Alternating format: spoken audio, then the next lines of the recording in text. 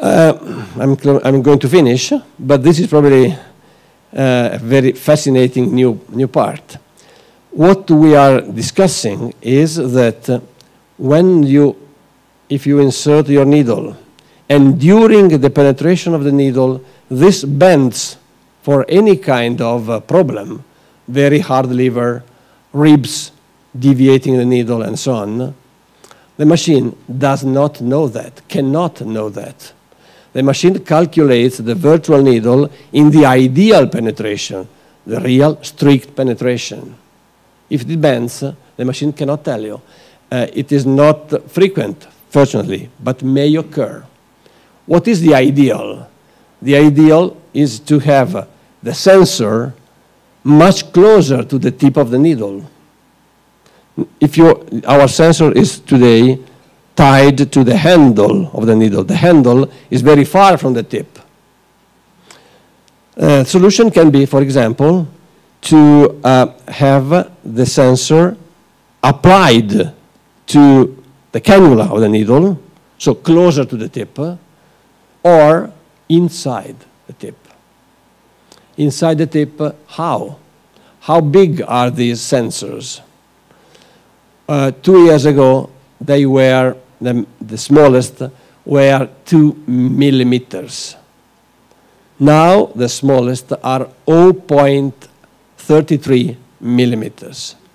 So now, probably, they can really be inserted inside the needle. What is the problem? Is the cost of these sensors. Because the smaller they are, the more expensive they are. So the difficult balance, the difficult challenges will be two. One, the possibility to insert these sensors inside. The second is to balance the cost of the system, of the probe. One possible solution could be this one, only for biopsies, not for ablations. You can use this very thin sensor here as the central portion of your needle. You put a cannula. At this point, you go inside, and when this is a sort of video game. When you are approaching the target, the machine tells you the target is coming, is approaching, okay? At this point, you could remove the sensor, leave your cannula inside the target, introduce the biopsy needle, and perform the biopsy. Let me skip this image here. This is exactly what we did, like a video game. This is the video game. The workshop in Tampa, the title of the workshop I participated in Florida was exactly video games in interventional oncology, because this really become very sophisticated video games. This is the real case, real situation. This is a patient. It's not a video game. This is the lesion. You see that we have inserted the sensor. The sensor is exactly inside where the lesion is.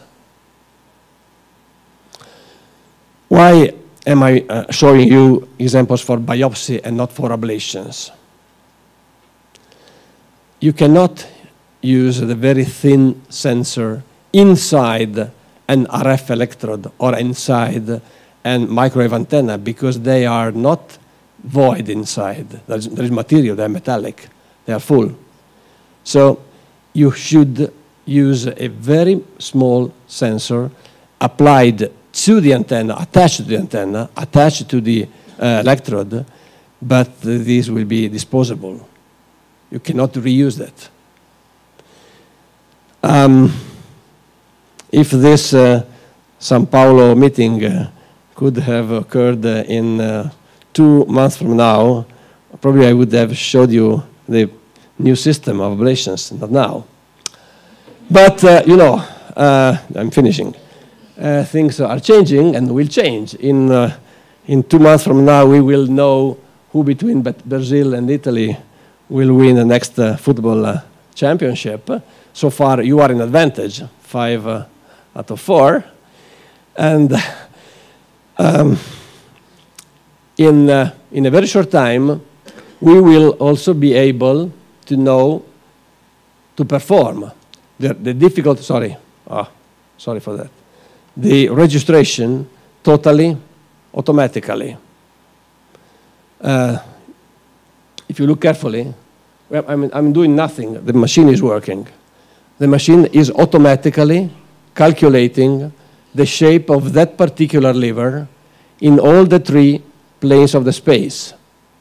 And the result is down here in white, while the machine is still working. When it becomes green, the machine has automatically calculated the volume of your lever. At this point, you scan with a single scan the liver of the patient. You have the volume of sonography, the volume with CT. The machine automatically overlaps one volume over the other. Also calculating the change of shape of the liver during inspiration and expiration.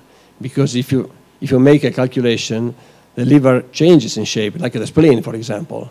And what part of the liver? The upper portion, not the lower portion, because of the ribs. But this is another parameter which the machine should know and should tell you. So the most critical part of the system, which is the registration, will be automatically performed. And in addition, the machine will automatically depict the entire vascularity of the liver and the automatic vascular segmentation of the liver. So our troubles, am I in segment 8? Am I in segment 7? I don't know. The machine will tell you. So also the tremendous anatomy of Carlo Martinoli will be solved with a query to the machine. Which kind of segment is this one? Which number? And the machine will show you number 6, number 7. Finally, what we needed when we treat our patients is to check our patients after the procedure.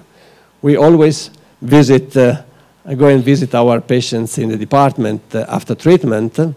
You saw at the beginning of my presentation the first slide.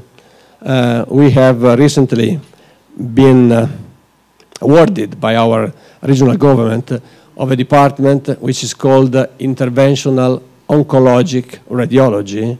It is the first time in Italy that a department has this kind of denomination. It means a department dedicated to interventional oncology, guided by imaging. And when we finish our procedures, we always go and visit our patients, which will now stay in our beds. Radiologists are going to have beds. We are no longer photographers. We are clinicians. We are able to visit patients. I mean, we should be able to visit patients. And final image, with this kind of system you see here tonight, which is also a portable, very beautiful portable machine attached to the main machine, we can take this kind of machine and go to our beds and visit our patients after our treatments. In this way, probably we conclude the entire study. Before treatment, treatment, after treatment. Thank you very much for your attention.